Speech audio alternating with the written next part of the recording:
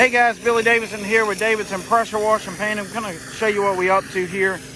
We're actually surface cleaning a really large parking lot here all the way to the end. I think it's approximately 300,000 feet or so. And the reason being, we're getting ready to stripe these lines once we finish washing this large parking lot.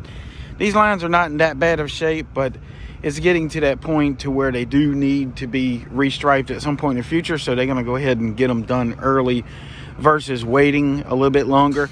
This is something you could approach some of your facilities that you're working for. If you're doing some parking lot striping, to go in and do that power washing, you make a lot of money doing the power washing and make even more money doing the striping. So the striping's a lot quicker, doesn't take nearly the amount of the time that the washing does, and it pays more. But sometimes both of them go hand in hand, if you know what I mean. Sometimes they want to, choose that company that can handle the washing and the striping. So think about that. And of course, this striping, as we always teach, that the lines are not regulated by any type of regulations or federal code or anything, but these ADAs are, and they have to stay virtually like in new condition according to the ADA regulations. So they're going to stay on top of their facility. This facility is good about that, keeping everything really nice and clean, and it's a pleasure to work for them because they don't never let things get too terrible. Although it is a task still to come in and clean this type of facility. Sometimes it takes a couple weeks to do everything: the buildings, parking lot, the striping, gutters, everything. They got some skylights. It's on and on and on. Hundreds of thousands of square feet of concrete. This parking lot, like it says, about 300,000 square feet.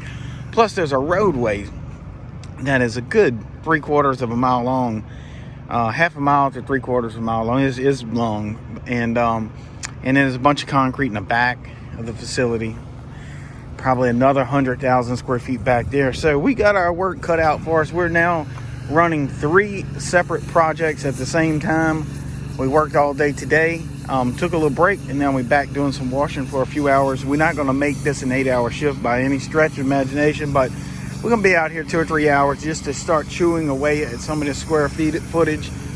I'm expecting we can knock out about 20,000 square feet tonight, and then we'll break off and work our daytime shift and then come back and kind of chop at it as we go along. And then at some point when we finish the other 2 projects, we're going to dedicate full 8 or 9 hour shifts on this with 3 or 4 men working, surface cleaners, wands, that sort of thing, and then we'll be back to striping it. So again, guys, if y'all are interested in learning about this striping, we have that online course available. I think right now it's approximately 8.5 hours long, and more to come. So we're have constantly been updating the course, and we'll be doing that as we go along and finding more things that we can add to that course. We got a really good base foundation in that course now. I think it's pretty rock solid. But as we run across little odd and ends things, we come across things that you might can upsell to your customer. We're going to be adding that to the course along with the pricing for those items. It really gives you the upper hand if you know the pricing, because let me tell you, when I first started, I would say probably for 2 years, I left tens of thousands of dollars on the table when it came to parking lot striping, in addition to the horrendous learning curve to learn this industry. It's something that's really not being taught out there very much, and there is a need for it. There's a need for parking lot striping. I know this because I get calls to go different parts of the United States. Some of them really far away, we can't go, but they can't find anyone in their area. So that lets me know there is a real market for someone like you to break into it. If this is something you're interested in, check out the link in the description. So also we have pinned a comment, but so right here we doing our trim work with the wand, and then we'll rinse this section. And guys, I say this all the time, so in full disclosure, repeating myself, please rinse your concrete before it dries. If you don't, you will definitely be in for a nice little treat, because you may have to almost surface clean it again if it dries on you. So do sections large enough that you can make a difference. You don't want to do tiny sections and have to stop often and switch over to a wand, or if you got a second person rinsing behind you constantly, is ideal. But if you let this stuff dry, it's not too bad at nighttime, but you know, if it's in the daytime with the sunshine, it only takes about 15-20 minutes for this stuff to start drying, and that dirty water will settle back down on that concrete and literally cause you to have to do a lot of work. And if you don't do the proper amount of work to get that dried up powder off the concrete, it's going to look horrible. So you gotta sometimes you just gotta go in there and do a lot of extra work, and it's really unnecessary if you can catch it before it dries. So again, another thing on pressure washing concrete, try to work from high to low. That is ideal. Now the low point in this parking lot is not going to cause the water to puddle, but if you do have an area that's going to puddle, then you're going to stop that technique and go do that low spot first, because if water piles up there before it, you know, dries out or drains off, then you're not going to be able to wash through 2 inches of water. So if you have a low spot where it's pooling, you might need to hit that first and then start from high to low. But in general, we work from high to low. We do our trim work last. Now that's just our kind of our way we do it. It's okay if you do your trim work first. You know, you're not going to get yelled at either way to trim first or last. Reason why we like to do our trim work last is because the wand's already attached and we don't have to change attachment. Then we can just start immediately rinsing. In addition to that, doing the trim work last does put more water down on your area. If you're having some dry spots, you can go ahead and kind of wet it and get it to a point to where it's not going to stick, like we was talking about a moment ago. So, you know, surface cleaning concrete, there's several ways you can do it. You can pre-treat. I always tell guys, pre-treating's for you, post-treating's for the customer. And I'll explain that. Pre-treating concrete, which we did not do here tonight, but parts of this concrete we will, or parts of this parking lot we will. In the next couple of nights we'll be doing some pre-treating, but pre-treating is mainly for you.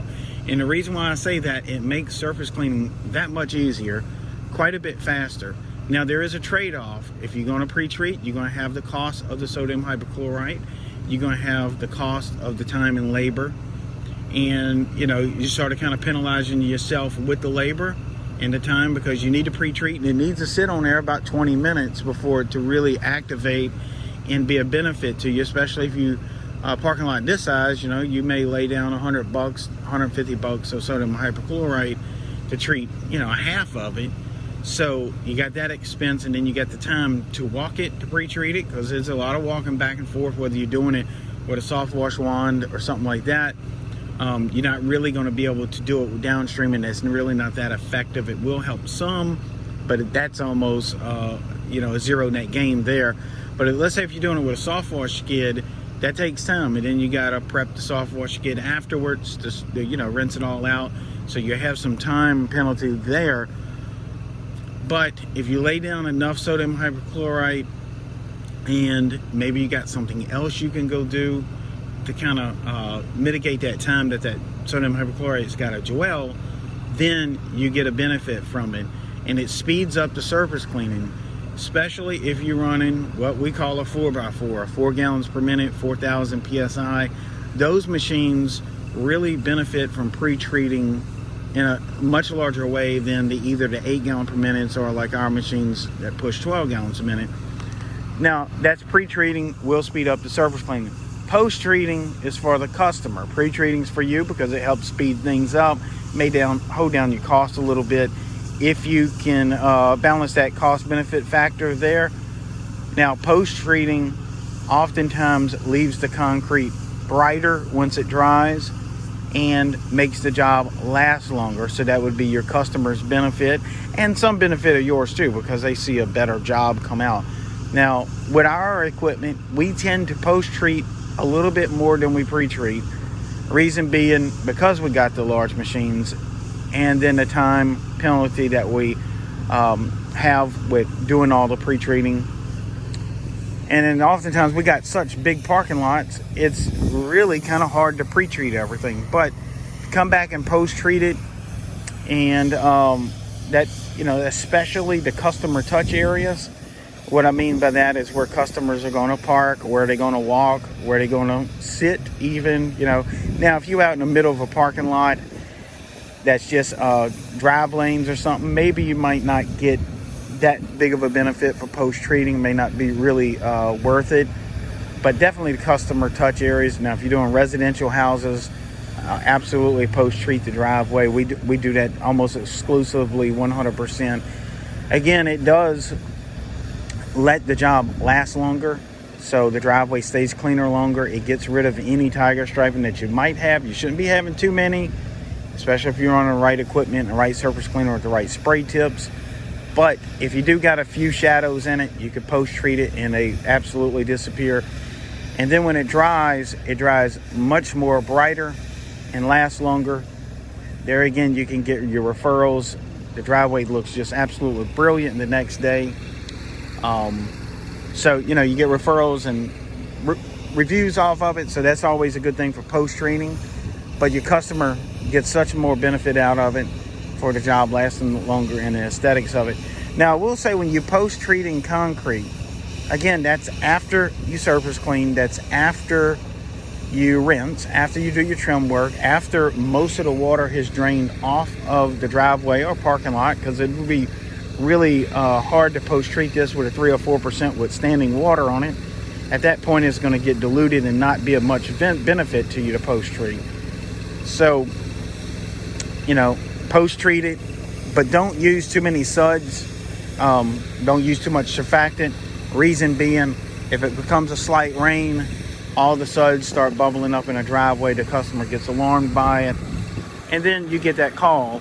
And obviously you can explain to them, hey, you know, we post-treat it for your benefit, but that is a call that you have to take from a customer that might not be so happy, and then you got to basically talk them off the ledge, so to speak. So don't use too many soap solution in your sodium hypochlorite when you post-treating. I use none for that reason. It's just not really needed.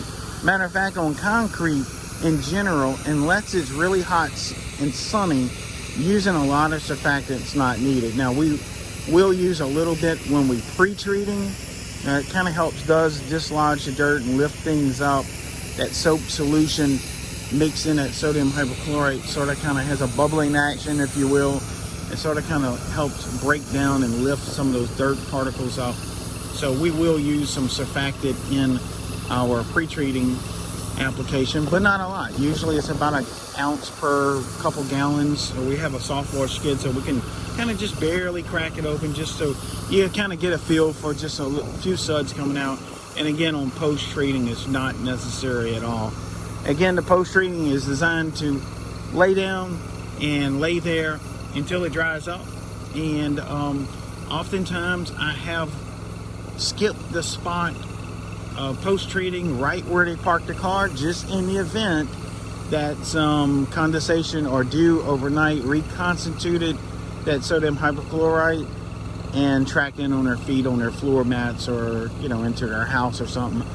But the large majority of the driveway, you should be able to post-treat and put down your sodium hypochlorite and kind of let it dry up.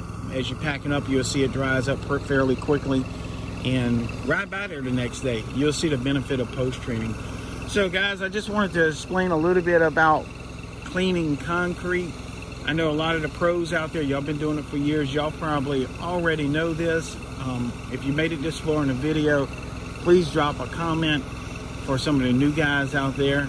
Let them know exactly how you do it. Maybe add to the conversation that we just had here. Maybe there's something you want to add to it that you found that may speed things up or help things out with you. Maybe help some of the new guys out there. And that's what we're here for. We want to help some of the new guys out there as much as we can be successful in the pressure washing industry. And I believe, just my humble opinion, if you're properly trained with the proper knowledge and doing an awesome job, it lifts the industry up as a whole. The prices come up where they need to be, and we sort of kind of get away from the guys working for almost nothing out there, having the proper knowledge and the proper benefits of power washing. So please add to this conversation in the comments. If this video has been helpful by any means, please hit that subscribe button, hit that notification bell, hit the like button as well, drop a comment. Let me know where you're working from, what state. I'd love to hear where you're at, and we'll talk soon.